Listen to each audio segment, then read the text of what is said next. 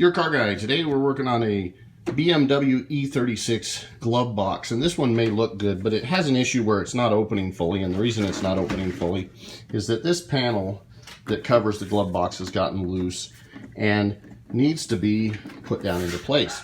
What we're going to do is we're going to take and we're going to mix up some 5-minute epoxy. In this case, I'm using some from JB Weld.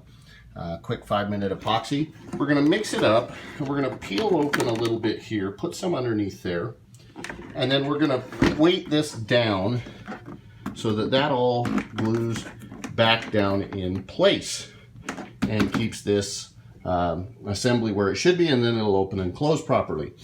Check out my other videos for how to remove and install the glove box. It's a really simple job, and it's easy to fix up your BMW E36 and make it look really nice again, honestly. So this is your car guide. Please like and share our videos and subscribe to the channel.